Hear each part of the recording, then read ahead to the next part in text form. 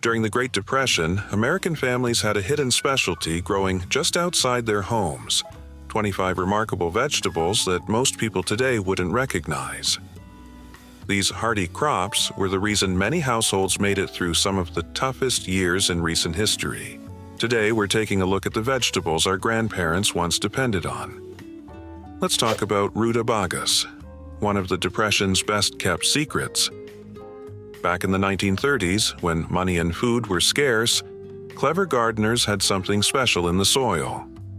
Rutabagas, often dubbed the poor man's potato, this root vegetable turned out to be surprisingly valuable. Unlike potatoes, rutabagas were loaded with vitamin C, more than oranges in fact, making them crucial when fresh produce wasn't available. And they weren't just nutritious. They lasted a long time. Stored in a basic root cellar, rutabagas could stay good for 4 to 6 months. The real kicker, they didn't need perfect conditions. Even in rough soil, rutabagas grew strong, offering huge harvests when other plants struggled. Families could plant them at the end of summer and count on a solid food supply through the cold months. The mighty Mangel wurzel, the oversized root that helped feed a nation. When it came to winter survival, few vegetables pulled their weight like this one. Picture a beet, but supersized, some growing as large as a bowling ball. During the Great Depression, these enormous roots were incredibly valuable. Though they've mostly faded from memory today, back then, Mangel wurzels were a staple because they filled 2 roles at once. Families could cook them up just like beets, enjoying their mild sweetness and at the same time, use them to feed animals through the long, harsh winters. And storing them? Easy. Just toss them into a basic root cellar, and they'd keep for months. Thanks to their natural sugar, they were surprisingly delicious when baked or simmered in stews, making them a dependable source of warmth and nourishment in hard times. While Mangel wurzels ruled the garden with their size, another root offered something entirely different. A flavor that brought back memories of better days. Enter salsify, the land-grown plant with a seaborne taste. Known as the oyster plant, salsify earned its place in Depression-era gardens thanks to its unusual flavor, which reminded many of oysters, a rare treat for families struggling to get by. This root wasn't just tasty, it was incredibly practical. Rather than pulling it all up at once, families could leave it in the soil through winter, digging up what they needed as they went. It stayed fresh underground for months, acting like a living pantry. And there was more to love. Salsify gave you a double return.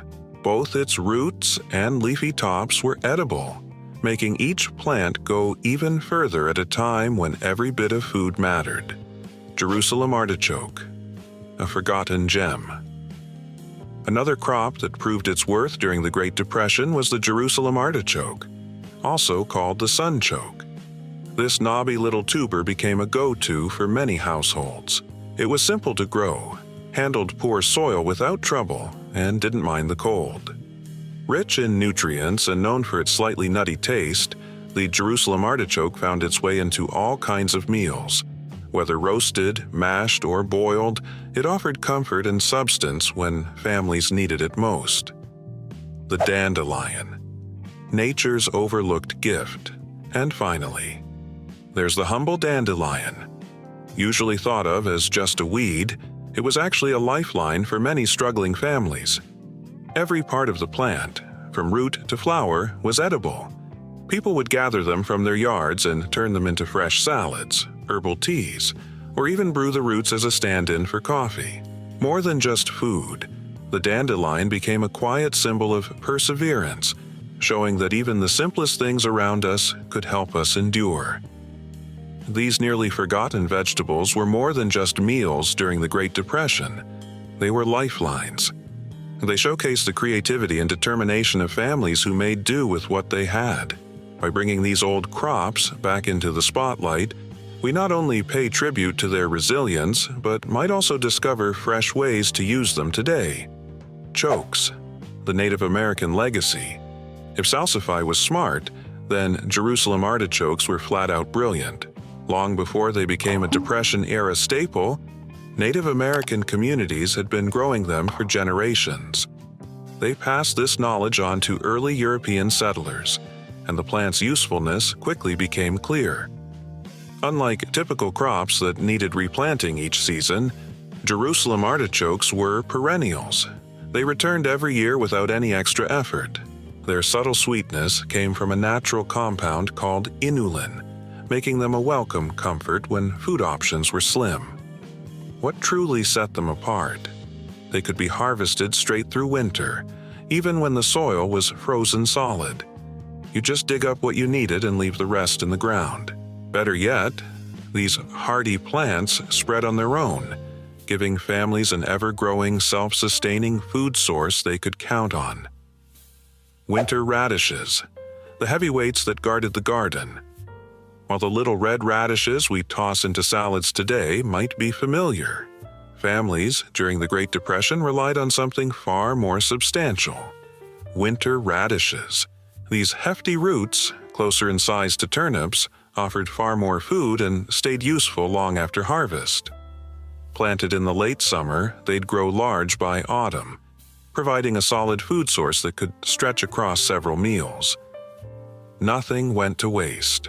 The roots could be chopped and cooked or shredded for later, while the leafy tops were boiled like spinach, adding much-needed nutrition when fresh produce was hard to come by. But these radishes weren't just for eating. They served another purpose too. When planted around other crops, they helped keep bugs away, forming a natural line of defense for the entire garden. And once pulled, they stored beautifully in a basic root cellar, staying crisp throughout the winter. For families scraping by, a vegetable that fed them and protected their food supply made winter radishes a priceless part of the garden. Parsnips, the garden's sugar maker. Once the first frost settled in, parsnips went through a quiet transformation. What started as a simple root suddenly turned sweet, really sweet. While most crops struggled in the cold, parsnips thrived, turning their starch into natural sugars.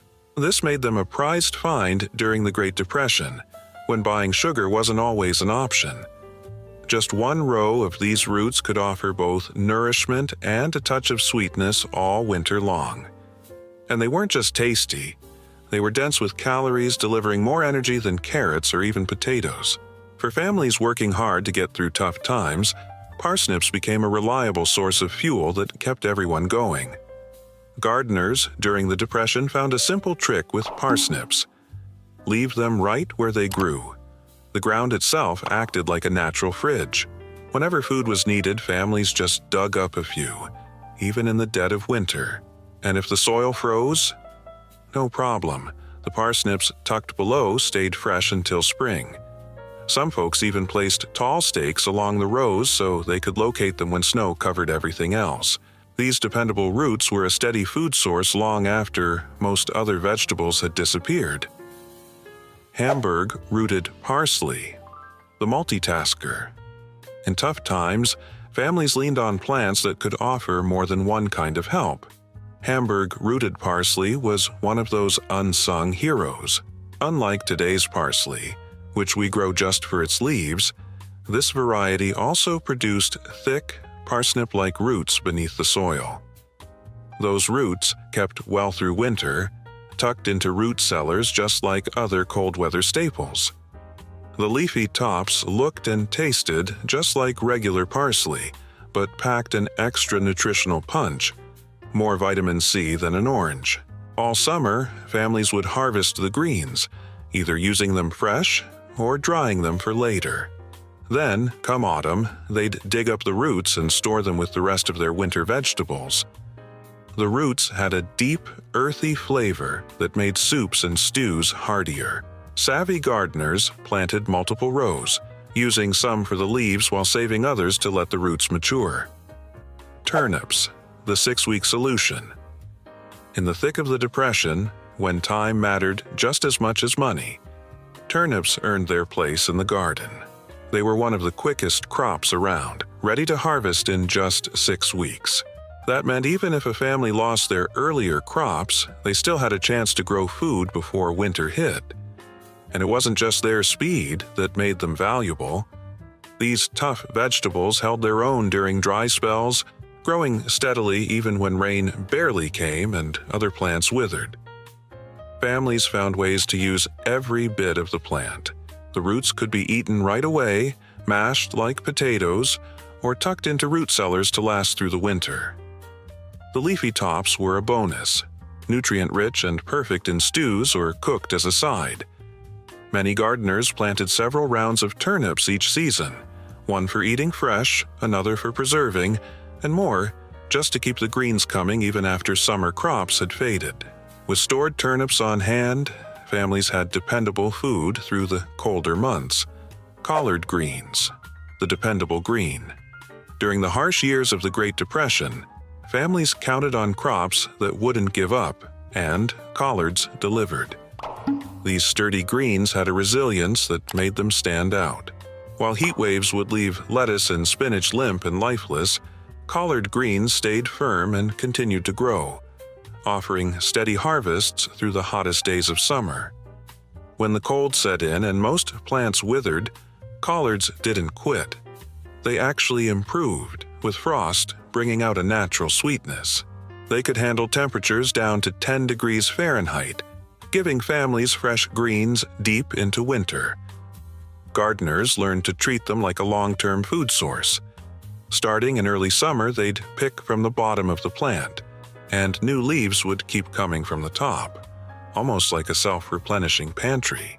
And when the harvest outpaced what could be eaten fresh, it wasn't hard to preserve the extras. Collards could be canned, dried, or packed in salt, making them a reliable source of nutrition when cold weather wiped out other options. Even more importantly, collard greens delivered a serious nutritional punch. They offered more vitamins and minerals than nearly any other leafy vegetable. Loaded with calcium for building strong bones and packed with vitamin C to help families stay healthy during tough times. Swiss chard, the gift that kept on growing. While collards stood firm through winter, Swiss chard was the star of the summer garden. Families back then discovered something special about it. The more you picked, the more it produced. This cut-and-come-again habit meant that a small patch could keep supplying meals for months. Unlike other greens that needed to be replanted regularly, chard just kept pushing out new leaves from the same plants. Its big, curly leaves could be picked early for salads or allowed to grow larger for cooking. Even during the peak of summer heat, when lettuce would bolt and become too bitter, Swiss chard stayed sweet and plentiful. Its real value, though, was in its nutrition. Rich in vitamins A and C, it gave families access to nutrients that were hard to find during lean times. Families often planted Swiss chard right outside the kitchen door, making it easy to snip a few leaves whenever needed. This daily harvest could continue for months, with just one row offering a steady supply of greens from late spring right up to the first hard frost. Winter cabbage, the Danish ball-head advantage. In the midst of the Depression, one type of cabbage earned a reputation for reliability, the Danish ballhead. This wasn't your average cabbage. Bred specifically to last, it became an essential crop for families trying to stretch their food through the cold season. Its secret? Incredibly dense heads that felt as solid as a bowling ball. That tight packing wasn't just impressive, it helped these cabbages stay fresh in a root cellar for 6 to 8 months without any extra effort. Even after frost settled in, these sturdy plants didn't falter. In fact, the cold made them sweeter. Families could keep harvesting them right up until the soil froze. With high levels of vitamin C, a single portion offered as much as a glass of orange juice, something most families couldn't get their hands on in winter. Savvy growers planted their winter cabbage mid-season, timing the harvest to hit just as the temperatures began to drop. They understood that a strong harvest of Danish ballhead meant one thing: fresh, homegrown vegetables deep into winter, long after snow had covered the garden. Navy beans, the protein solution. When meat was out of reach for many families during the Depression, navy beans stepped in as an affordable substitute. These small white beans were packed with protein, almost rivaling meat in nutritional value, but at a fraction of the cost. And their benefits didn't stop there. Navy beans had a built-in advantage. They dried right on the plant, making them one of the easiest foods to store. Families would sow them in spring, tend the plants through summer, and by fall, they'd have a crop that could be kept for years. No fancy equipment required. Even better, these beans gave back to the soil. As they grew, they pulled nitrogen from the air and fixed it in the ground, improving the earth for future harvests. That made navy beans not just a meal for the present, but an investment in the next season. Many gardeners paired them with corn, letting the beans use the tall stalks for support while enriching the soil for both crops. A single row could yield enough dried beans to provide protein all winter. Stored in glass jars or cloth bags, they were a dependable, long-lasting staple that families could count on when times were lean. Kentucky Wonder Pole beans, the vertical solution. During the Great Depression, garden space was precious, and these climbing beans offered a smart fix by growing upward rather than outward. Stretching up to 7 or 8 feet tall, these vigorous vines transformed even a small patch of ground into a vertical food source. Once they began to bear fruit, it felt like they never stopped. The more you picked, the more they produced. Kids were often sent out each morning to gather the fresh beans that had popped up overnight.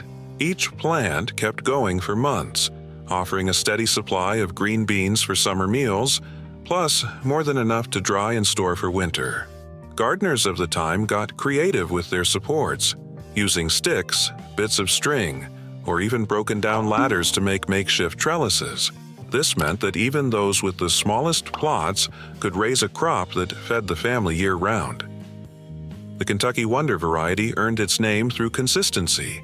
It thrived in poor soil and held up in tough weather. Best of all, it served a double role: fresh beans during the warm months and protein-packed dry beans when the cold set in. Ground cherries, nature's sweet treat in a husk. These unique fruits added a little magic to Depression-era gardens. Resembling miniature paper lanterns, ground cherries grew inside thin, papery shells that protected the golden fruit within. No extra wrapping needed. These natural coverings helped the fruit last for months without any special storage, making them a treasured find when fresh produce was hard to come by. Kids especially loved them. They'd search the garden for the husked globes, peeling them open to discover the marble-sized fruits inside, bursting with a flavor somewhere between pineapple and vanilla. What made ground cherries even more special was their ability to reseed themselves. Once planted, they often came back year after year without any help. Families could store them right in their husks, kept in a cool, dry spot, and enjoy sweet bites well into the colder months. With plants producing steadily from midsummer to the first frost, ground cherries provided a reliable supply of sugary goodness wrapped by nature itself. Field peas, the southern fighter. During the punishing heat and drought of the Depression, field peas stood out as one of the most dependable crops in the South. With deep-reaching roots, these tough legumes pulled moisture from dry soil when other plants gave up, acting like a built-in backup plan when rain was hard to come by. They kept producing food when nearly everything else had failed. Families prized them for their flexibility. The young pods could be cooked and eaten like snap beans, while the more mature peas could be shelled and used fresh or left on the vine to dry for winter storage. But field peas didn't just fill plates, they helped the garden itself. As they grew, they added nitrogen back into the soil, giving a boost to whatever crops came next. In a time when every square foot of the garden had to count, that kind of double duty made them essential. Packed with protein, field peas gave families a way to stay nourished when meat just wasn't an option. Field corn, the backbone of survival. When most people picture corn today, they think of the sweet, juicy kind eaten right off the cob. But during the Depression, families counted on something much more substantial: field corn. Unlike sweet corn, this tough, calorie-rich crop was built for long-term use and became a staple in many households. What made field corn so valuable was its versatility. Left to fully mature on the stalk, the kernels dried out and hardened, ready to be harvested and ground into cornmeal. That cornmeal became the base for all kinds of meals: cornbread, hot mush, porridge, and simple cakes. Just 1 acre could yield enough to keep a family going for an entire year, and once dried, the corn stored easily in basic sheds or barns. No special tools or treatment needed. In the most difficult years of the Depression, cornmeal often served as the primary source of nourishment, delivering the calories families needed when options were few. Storage onions, the pantry's quiet workhorse. While field corn delivered the bulk of the calories, storage onions offered something just as important: flavor and staying power. These weren't the mild, sweet onions we see in the stores today, but rugged varieties like Yellow Globe and Australian Brown, known for lasting up to 8 to 10 months when stored properly. Families during the Depression valued them not only for their strong taste, but also for their unique properties. Storage onions had natural compounds that helped slow down spoilage in nearby vegetables, making them a smart addition to any root cellar. They were also easy to grow, adapting well to most soil types and needing little attention. Planted in the spring and gathered by late summer, they were often tied together by their sturdy stems and hung in cool, dry spaces. A solid harvest of storage onions meant reliable flavor and nutrition all winter long, turning even the simplest meals into something more complete. Cardon, the overlooked winter treasure. When most gardens had gone quiet for the season, cardon, also known by the same name, offered a rare gift: fresh food during the coldest months. A close relative of the artichoke, this striking plant gave Depression-era families something few others could: edible stalks in the heart of winter. With tall silvery green stems that looked like oversized celery, cardona stood out in the garden, not just for its appearance but for its resilience. In many regions, it grew as a perennial, returning year after year without the need to replant. It held up well to frost and continued producing long after most vegetables had disappeared. To prepare it, families would wrap the stalks in paper or cloth to blanch them, creating tender stems with a subtle artichoke flavor. These could be cooked in all sorts of ways: braised, baked, or simmered in stews. Thanks to its hardiness, cardon delivered fresh food at a time when most gardens lay dormant beneath the snow. Skirret, the sweet root left behind. Long before carrots took center stage in modern gardens, Depression-era families relied on a lesser-known root with an even sweeter bite: skirret. This old-fashioned crop produced bundles of slender white roots with a natural sugar content, higher than almost any other vegetable of its kind. What set a skirret apart was its ability to keep coming back. Once established, it returned each year, offering more roots with every growing season. At a time when sugar was a luxury many couldn't afford, a skirret offered a naturally sweet boost that brought comfort to otherwise plain meals. Tough and cold-hardy, these plants didn't flinch at winter. Their roots stayed safe underground, ready to be dug up as needed through the cold months. No extra storage required. With each passing year, skirret plants expanded, quietly supplying more food with barely any upkeep, making them a perfect fit for gardens where every effort had to count. Good King Henry, the early green of spring. While most garden crops were still waiting for warmth, Good King Henry lived up to its name by offering some of the very first fresh food of the season. This hardy perennial acted like several vegetables in one. Right after the snow cleared, its young shoots could be picked and prepared much like asparagus. As it grew taller, the plant's pointed leaves made for a steady supply of greens, whether tossed into a salad or cooked like spinach. Its real strength was in how little it demanded. Good King Henry reseeded itself naturally, popping up in new places without any help. For families during the Depression, that made it a treasured plant, reliable, low maintenance, and early to the table. It often arrived weeks ahead of other vegetables, bringing much-needed freshness after a long winter. Once rooted in the garden, it came back every year, stronger and more generous with food. Even in spots where more delicate crops wouldn't take. American groundnut, the native powerhouse. Long before the Great Depression, indigenous communities cultivated a unique vine known for its nutrient-rich underground tubers, the American groundnut. What made this plant truly special was its exceptional protein content, about 3 times more than that of a potato, earning it a place among the most nourishing root vegetables ever grown on American soil. During the Depression, its high protein made it a valuable stand-in for meat.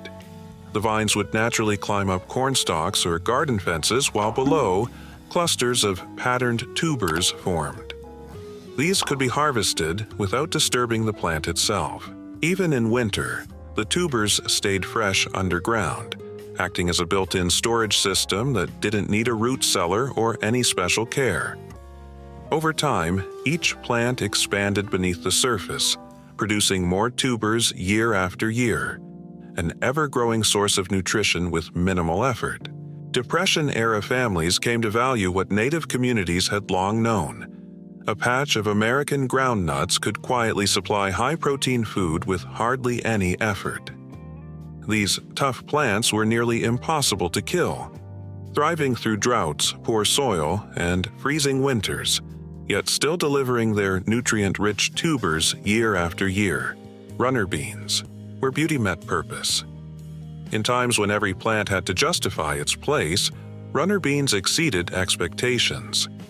These vigorous climbers pulled triple duty, offering crisp snap beans during summer, dry beans to store for winter, and striking flowers that added color and life to even the toughest gardens. Unlike standard pole beans, runners bloomed in vibrant shades of red, white, or a mix of both, drawing pollinators and supporting the health of the entire garden. They were also heat-tolerant, continuing to bloom and produce even when the summer sun was at its peak. During the Depression, families often planted runner beans along fences or makeshift trellises, where the vines could climb 10 feet or more, forming lush green walls that doubled as both privacy and food. These beans could be harvested young for fresh meals or left to fully ripen into hardy dry beans, perfect for storing through winter. A single crop kept producing for months, and harvests were often so plentiful that families used the surplus to barter for other essentials. Dandelion, the tamed wild green. While many today see dandelions as little more than stubborn weeds, gardeners during the Depression saw them as a dependable source of nourishment. They grew improved varieties that had larger, more tender leaves than the wild versions found in lawns. These cultivated plants offered edible parts from early spring straight through to winter. Tender young leaves were gathered for salads before other greens had even sprouted, while older ones were cooked like spinach. The flowers could be turned into wine or fried as fritters, and the roots, once roasted and ground, served as a substitute for coffee. What made dandelions especially valuable was how early they appeared. When winter stores were running low and gardens hadn't yet recovered, they provided a much-needed source of vitamins. Gardeners marked their patches with sticks to keep track of the cultivated varieties. Thanks to their deep taproots, these tough plants withstood drought and poor soil, making them a dependable food source when little else could grow. Lamb's quarters, the iron-rich gift from the wild.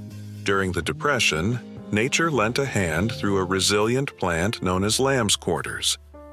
Richer in iron than spinach and quick to grow, this leafy green was often dismissed as a weed, but families who knew better welcomed it as a quiet blessing. It offered more nutrition than many garden crops and asked for nothing in return. No watering, no fertilizing, and no effort. These plants popped up on their own each spring, growing quickly and producing soft, edible leaves perfect for raw salads or cooked dishes. What set Lamb's Quarters apart was its toughness. Even in scorching dry summers when other greens wilted, this plant kept thriving. It reseeded itself effortlessly, returning season after season without help. Families would harvest some plants for food and let others go to seed, keeping the cycle going. Early in the season, the tender shoots could be picked and eaten like asparagus, while the mature leaves provided a steady source of iron-rich nutrition all the way through to autumn. Sea kale, the resilient crop of the coast. Rounding out our list is a hardy vegetable that once flourished along shorelines: sea kale. During the Depression, families near the coast discovered this perennial plant's unique talent for thriving in salty, sandy soils where most crops couldn't take root. Almost like a gift from the ocean, sea kale offered two valuable harvests: pale, blanched shoots in early spring with a flavor similar to asparagus, and broad blue-green leaves during summer that could be cooked like cabbage. Once established, sea kale came back every year, growing stronger over time. Its deep roots reached moisture hidden in loose coastal soil, making it highly drought-tolerant. For many families, a patch of sea kale became a long-term food source. Some plants continued producing for over 2 decades. Its ability to grow in tough, salty conditions turned otherwise unplantable areas into productive ground. The legacy endures. These 25 vegetables were more than just garden staples. They were lifelines for families facing the hardest of times. Chosen for their reliability, toughness, and nutritional value, they helped people get through when little else was available. Many of these crops are still with us, kept alive by passionate seed savers who recognize their enduring worth. If this look back at Depression-era gardening taught you something new, consider giving it a thumbs up and subscribing for more forgotten knowledge. Which of these crops caught you off guard? Let us know in the comments, and join us next time as we explore more lessons from the past.